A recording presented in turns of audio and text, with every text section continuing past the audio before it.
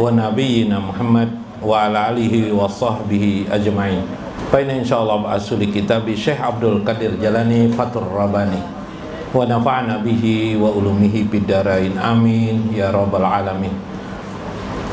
Mudah-mudahan melewati pembacaan kitab Fathur Rabbani kita mendapatkan manfaat melewati saluran Syekh Abdul Qadir Jalani, yang manfaat itu dunia dan akhirat, berkah, irfan, taufik dan hidayah kepada kita, kepada anak-anak kita, keluarga kita dan lingkungan kita. Amin ya rabbal alamin. Karena itu kun akilan, jadilah engkau orang yang cerdas, kata Syekh.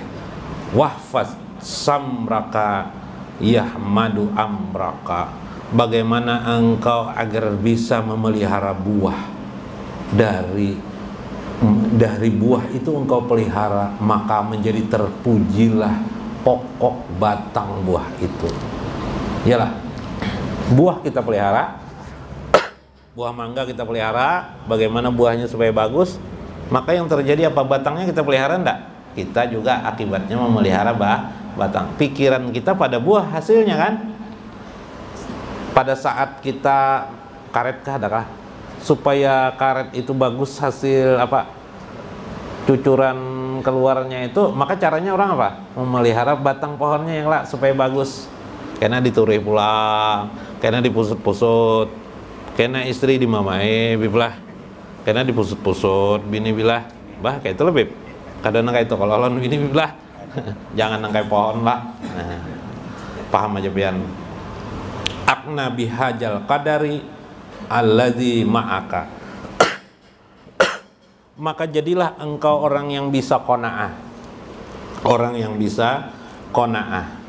Bagaimana qanaah itu? Alladzi ma'aka, yang qanaah itu bersama engkau. Nah, sedikit kita seriuslah, ulun bukakan kitab Qusairi karena Syekh mengisahkan qanaah, karena Syekh Abdul Qadir Jalani lon murid Sidin memadahi murid Sidin, mengerti qanaah sudah.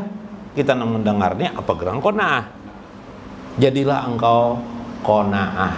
Qanaah itu akan bersama engkau. Artinya baik engkau saat miskin, engkau saat sedang sakit, atau engkau sedang kaya, apalagi engkau sedang kaya, apalagi engkau sedang sehat.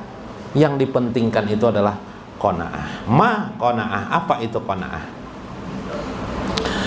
Di dalam Al-Quranul Karim, dalam surah An-Nahl ayat 16, Allah berfirman, man amila salihan min zakarin aw unsa wa huwa mu'minun, barang siapa yang beramal-amal soleh, laki-laki dan wanita, wa huwa mu'minun, sedangkan dia beriman kepada Allah, falanuhiyannahu hayatan thayyibah, maka akan diberikan kepada mereka hayatan thayyiban, kehidupan yang sangat baik.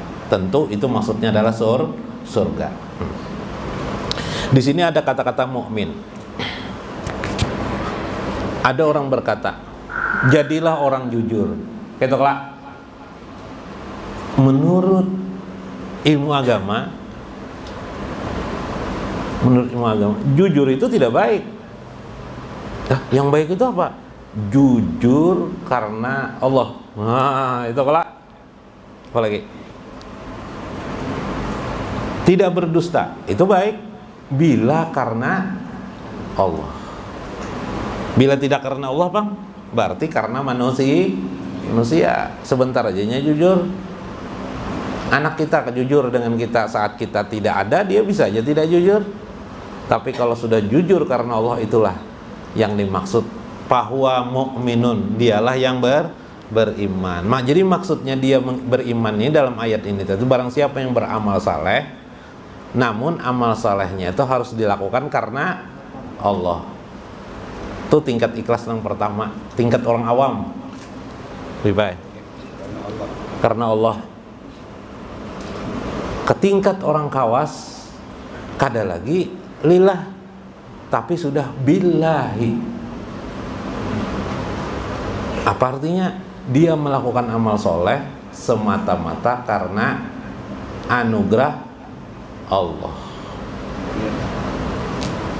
Subhanallah.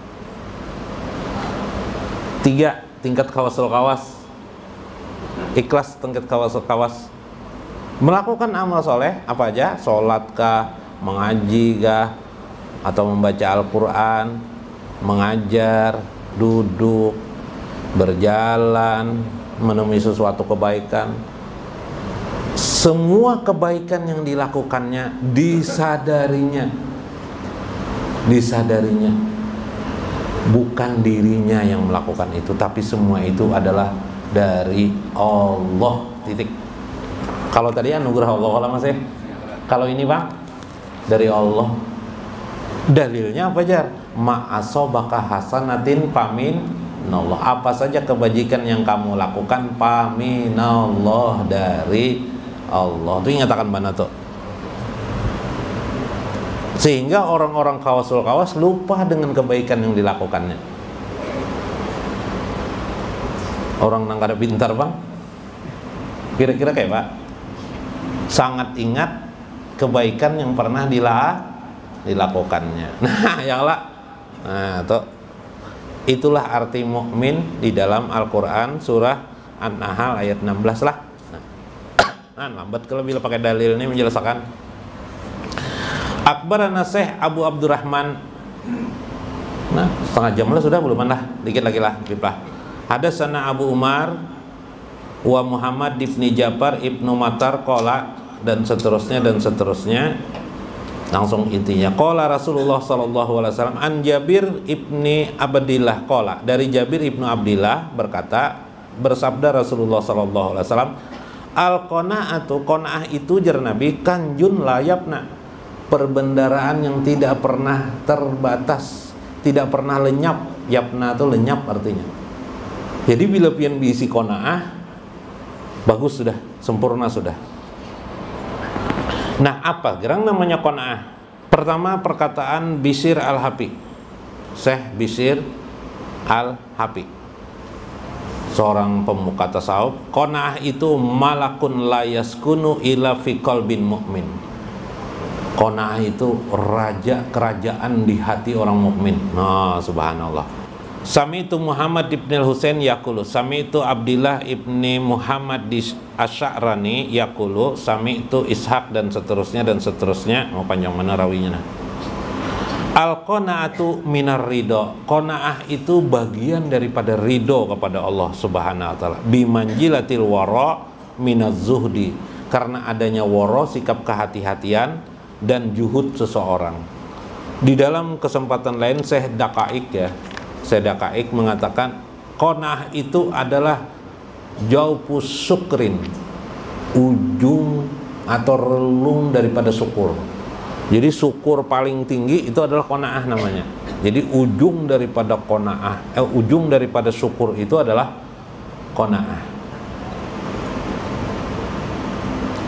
Nah, jadi qanaah itu menurut Syekh Qusairi dalam kesimpulan kitab ini, beliau mengatakan qanaah itu adalah satu kekuatan yang sifatnya kemampuan untuk menahan diri, yang dengan keadaan ini sudah merasa cukup.